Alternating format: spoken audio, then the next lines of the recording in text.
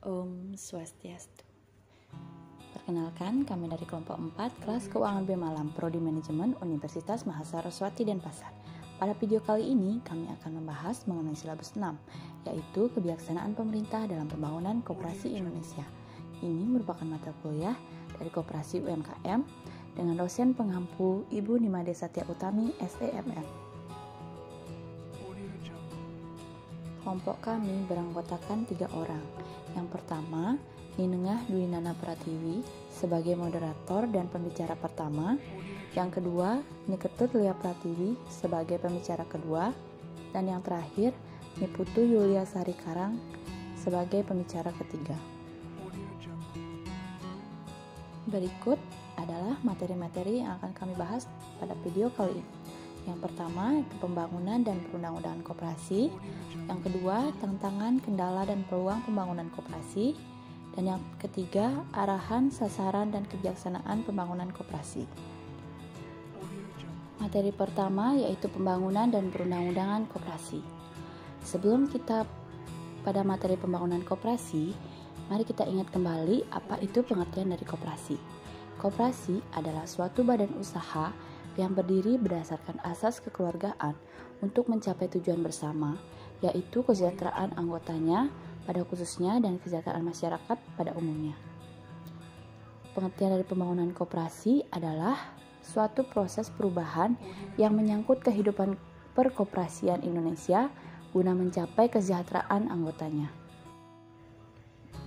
Selanjutnya, dalam pembangunan koperasi, Dewan Perwakilan Rakyat mengadakan sidang paripurna untuk membahas pergantian Undang-Undang Koperasi Nomor 25 Tahun 1992 menjadi Undang-Undang Nomor 17 Tahun 2012.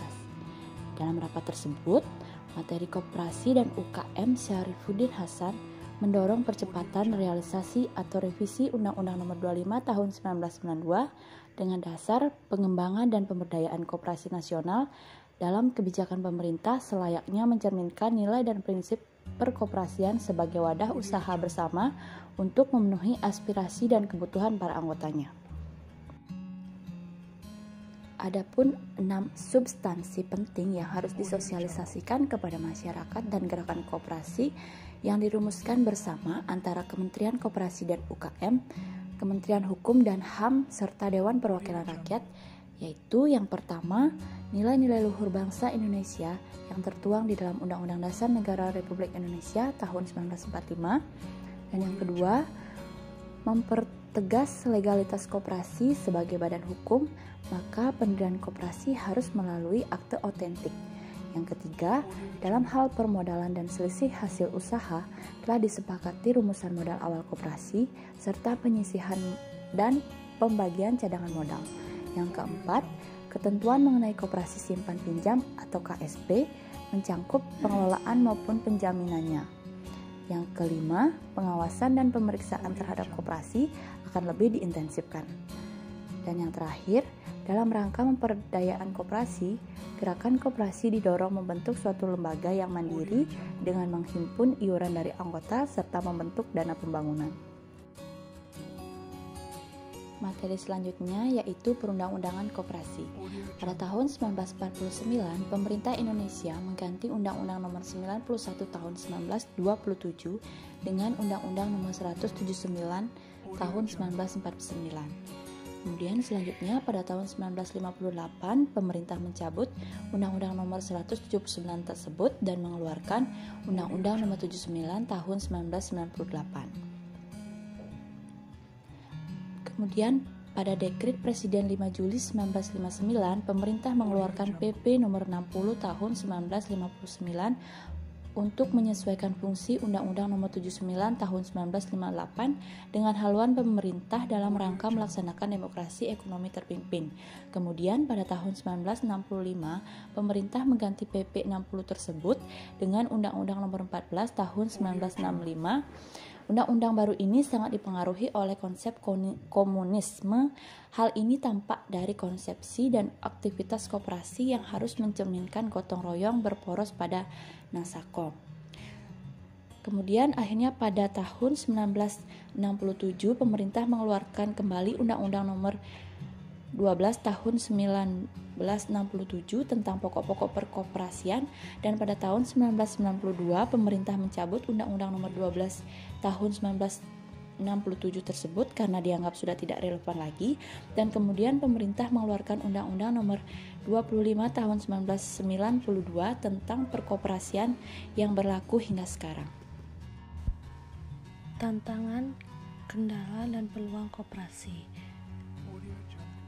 Tantangan koperasi. Tantangan bagi koperasi adalah mewujudkan koperasi baik sebagai badan usaha maupun sebagai gerakan ekonomi rakyat agar mampu berperan secara nyata dalam kegiatan ekonomi rakyat. Kendala dalam koperasi ada dua, ada kendala eksternal dan kendala internal. Adapun kendala dari eksternal, yang pertama rendahnya kualitas sumber daya manusia, yang kedua terbatasnya akses terhadap bahan baku, permodalan, teknologi, informasi, pasar, produk, lokasi usaha, kerja, dan kementerian, dan yang ketiga ada rendahnya partisipasi anggota koperasi dalam kegiatan usaha koperasi. Dan ada juga kendala dari internal, yaitu yang pertama ada terbatasnya sarana dan prasarana penunjang dengan persebaran yang kurang merata, yang kedua iklim usaha yang belum sepenuhnya memberikan dukungan terhadap pengembangan koperasi, yang ketiga belum lengkapnya kelembapan pemberdayaan koperasi, yang keempat ada belum tegaknya pelaksanaan peraturan perundang-undangan yang mengatur persaingan sehat dan adil. Yang kelima, belum mantapnya pembinaan usaha nasional. Lalu ada peluang dalam koperasi, yaitu yang pertama, menurut UU Nomor 25 Tahun 1992 tentang perkoperasian. Yang kedua, pertumbuhan ekonomi yang cukup tinggi menciptakan peluang bagi berkembangnya usaha koperasi di masa depan. Yang ketiga, ada terbukanya perekonomian ke dunia. Yang keempat, adanya perubahan struktur perekonomian nasional. Arahan, sasaran, dan kebijaksanaan pemerintah. Baik, di sini saya sekarang akan melanjutkan pembahasan materi, yaitu arahan koperasi.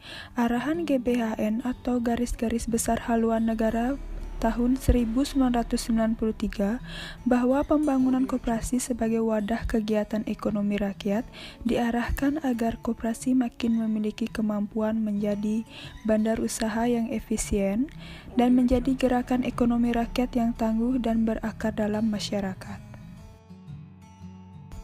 Baik, selanjutnya, sasaran koperasi. Sasaran operasional pembangunan koperasi pada umumnya dalam rencana pembangunan 5 tahun, yaitu yang pertama, makin meningkatnya kualitas sumber daya manusia koperasi yang bertampak pada makin meningkatnya kemampuan organisasi dan manajemen koperasi.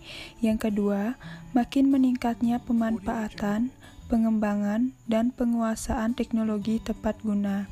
Yang ketiga, makin luas dan kukuhnya jaringan kerjasama antar koperasi dan kemitraan usaha dengan badan usaha lainnya. Selain sasaran operasional yang bersifat umum tersebut, ditetapkan sasaran pengembangan koperasi di pedesaan dan di perkotaan. Untuk pengembangan koperasi di pedesaan, secara kuantitatif, yang menjadi sasaran pembangunan di pedesaan adalah terwujudnya 2.700 koperasi unit desa mandiri baru dalam rangka terwujudnya minimal 1 buah KUD mandiri setiap kecamatan. KUD berfungsi sebagai pusat perekonomian di pedesaan sehingga mampu menggerakkan, mengelola, dan memanfaatkan potensi sumber daya yang ada secara optimal. Sasaran pembangunan koperasi di perkotaan adalah makin berkembangnya koperasi yang berbasis konsumen yang mampu melayani kebutuhan pokok anggota dan masyarakat di daerah pemukiman rakyat. Secara kuantitatif, sasaran pembangunan koperasi di perkotaan adalah tumbuhnya 8.000 koperasi karyawan baru pada perusahaan yang belum memiliki koperasi karyawan. Selanjutnya, contoh koperasi yang saya gunakan di sini adalah Koperasi Kutamimba, yang merupakan koperasi yang berpusat di Jalan Sriwijaya Legian. dan sudah memiliki kantor cabang di Kuta, Legian, Tabanan, Gianyar, dan Denpasar. Koperasi Kuta Mimba ini mengelola unit usaha simpan pinjam dan unit biro jasa. Koperasi Kuta Mimba sudah memberikan pelayanan berbasis digital yaitu Kuta Mimba Mobile. Baik, selanjutnya yaitu kebijakan pemerintah. Adapun kebijakan pemerintah dalam pembangunan koperasi secara terperinci adalah sebagai berikut. Yang pertama, pembangunan koperasi sebagai wadah kegiatan ekonomi rakyat diarahkan agar makin memiliki kemampuan menjadi badan usaha yang efisien dan menjadi gerakan ekonomi rakyat yang tangguh dan berakar dalam masyarakat. Yang kedua, pelaksanaan fungsi dan peranan koperasi ditingkatkan melalui upaya peningkatan semangat kebersamaan dan manajemen yang lebih profesional.